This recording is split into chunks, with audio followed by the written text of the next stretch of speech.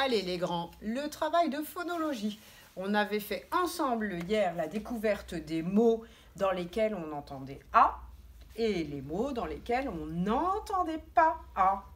Alors, je vous avais dit que je vous inventerais un nouvel exercice que vous allez faire avec de nouveaux mots qu'on n'avait pas fait ensemble. Alors attention, on ne donne pas les réponses, hein. Vous allez recevoir cette fiche.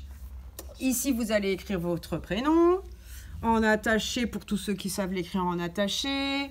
Vous pouvez vous tracer des lignes dans le rectangle avec votre règle avant de commencer. Et là, à côté, j'ai mis la consigne. Je dis les mots illustrés. Illustré, ça veut dire dessiner. Et je classe les étiquettes en fonction du critère « j'entends A ». Alors ça, c'est un langage mathématique.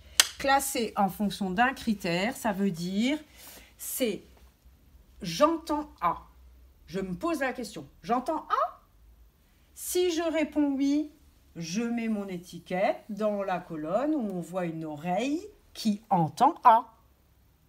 Si je réponds non à cette question, j'entends A, je colle mon étiquette dans la colonne où on voit que l'oreille est barrée, elle n'entend plus rien, elle est sourde. Je n'entends pas A. Ça vous préparera très bien à ce que vous allez faire au début du CP et à chaque découverte de nouveaux sons au CP d'ailleurs. À chaque fois, vous allez passer par une étape où on écoutera les mots et on devra dire si on entend le nouveau son ou si on ne l'entend pas. Ensuite, je vous apprendrai à faire des exercices où on dessinera le nombre de syllabes, on écoutera où on entend A. Ça veut dire dans quelle syllabe on entend A. Et vous apprendrez à localiser votre son A dans la syllabe. Et ensuite, on le fera avec les autres sons vocaliques dont je vous ai parlé à la première séance de phonologie sur les sons isolés. Et là, vous serez fin prêt pour aller au CP. Ça sera super. Alors, on dit juste les mots, mais on ne donne pas de réponse. Banane. À vous de savoir si vous entendez A ou pas. Si vous entendez A, vous collez votre banane ici. Si vous n'entendez pas A, vous la collez là. Et je vous ferai la correction à une autre vidéo quand vous aurez fini ce travail, parce que je veux que vous travailliez vraiment. Et les papas et les mamans, interdit de lire la réponse. Et si votre enfant se trompe et qu'il colle l'étiquette dans la mauvaise colonne, on ne lui dit pas « écoute bien ». Non, il faut qu'il apprenne à écouter tout seul et qu'il se concentre pour écouter s'il entend A ou pas. Allez, on continue. Alors ici, basket. J'entends A, je réfléchis tout seul et je colle où elle va. Ici, ballon. J'entends A, je réfléchis tout seul. Ici, bonbon. J'entends A. Alors, pour entendre, il faut dire le mot et il faut l'écouter, hein. Et donc, il ne faut rien faire en même temps. Et dans abeille. Et dans assiette. Je crois qu'on l'avait dans l'autre vidéo, tiens.